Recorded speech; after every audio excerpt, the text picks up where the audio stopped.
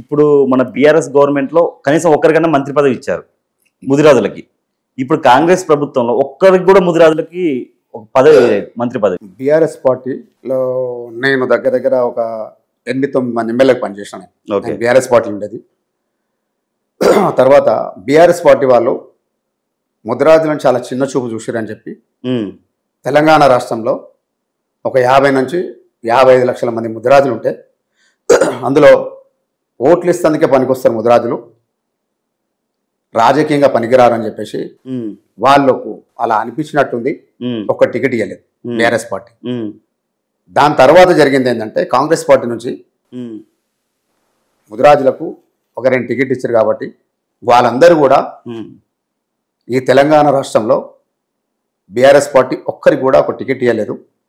మనకు ఏ పార్టీ టికెట్లు ఇస్తే ఆ పార్టీకి మనం అందరం కూడా అనుకూలంగా పనిచేద్దాం, ఆ పార్టీని గెలిపిద్దామని చెప్పేసి శాయశక్తుల ఈ తెలంగాణ రాష్ట్రంలో ఇవాళ కాంగ్రెస్ పార్టీ రూలింగ్ చేస్తుంది అంటే ఇవాళ ముదిరాజులందరూ కూడా కలిసికట్టుగా ఓట్లు వేసేసి గెలిపించడం జరిగింది.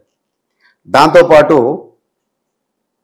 4,80,000 ఓట్ల ఏవైతున్నాయో ఆ 4,80,000 ఓట్ల మెజార్టీతోన ఇవాళ కాంగ్రెస్ పార్టీ రూలింగ్ చేయడం జరుగుతుంది.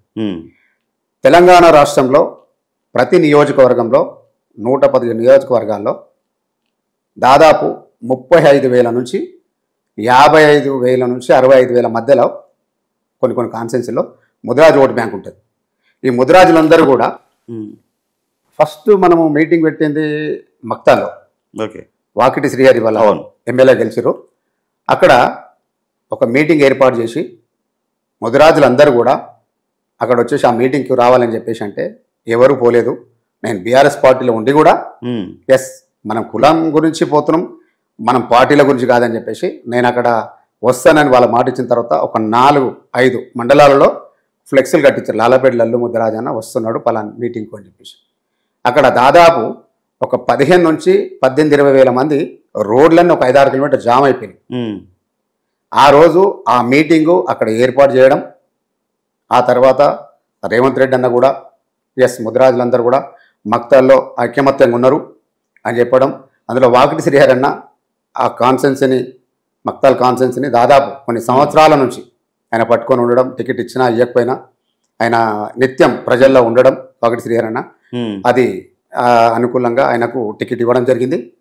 భారీ మెజార్టీతోన వాకిటి శ్రీహరి అన్న గెలవడం జరిగింది. దాని తర్వాత ఈరోజు ముదిరాజులకు ఆల్మోస్ట్ మినిస్టర్ ఇస్తామని చెప్పేసి ఫస్ట్ టర్మ్లోనే ఇస్తామని అనుకున్నారు, కానీ ఇవ్వలేదు. సరే తర్వాత మనం ఇంకో 1 మంత్ 2 మంత్స్ లోపల డిక్లేర్ అయిపోయింది, వాకిటి శ్రీహరికి మినిస్టర్ ఇస్తామని చెప్పారు. దాన్ని పెండింగ్ పెడతా వస్తూ ఉన్నారు. అయితే ఇప్పుడు ఒకటి కాంగ్రెస్ ప్రభుత్వంలో నేను ఒక రాష్ట్ర నాయకునిగా ఉన్నా, లాలాపేట లల్లు ముదిరాజ్ అయినా ఈ సర్పంచ్ ఎలక్షన్లు తర్వాత మున్సిపల్ ఎలక్షన్స్ దీని ముందు వాకిటి శ్రీహరి కానీ నీలం మధు కానీ కాంగ్రెస్ పార్టీలో ఈ పార్టీకి సంబంధించి ఒక 2 లీడర్స్ ఉన్నారు కాబట్టి ఎవరికి మినిస్టర్ ఇచ్చినా ముదిరాజులందరూ కూడా ఇంతకు ముందుకు ఎమ్మెల్యే ఎలక్షన్స్ అప్పుడు ఎట్లయితే సపోర్ట్ చేశారో అట్లా ముదిరాజులందరూ కూడా ఖచ్చితంగా కాంగ్రెస్ పార్టీ వెన్నంటూ ఉండి ఓట్లు వేస్తారు. సర్పంచులకు కూడా ఏంటంటే ప్రతి గ్రామంలో ముదిరాజు ఓటు బ్యాంకు చాలా ఎక్కువ ఉంటుంది కాబట్టి సర్పంచులు ఓడగొట్టాలన్నా సర్పంచ్ గెలిపించాలన్నా ముదిరాజు ఓటు బ్యాంకు చాలా కీలకం కాబట్టి ఖచ్చితంగా ఇది దృష్టిలో పెట్టుకొని రేవంత్ అన్న మీరు ముదిరాజులు అంటే చాలా ఇష్టము అని అంటారు, ముదిరాజులు ఓట్లు వేస్తేనే నేను గెలుస్తానని చెప్పి ప్రతిసారి చెప్తారు.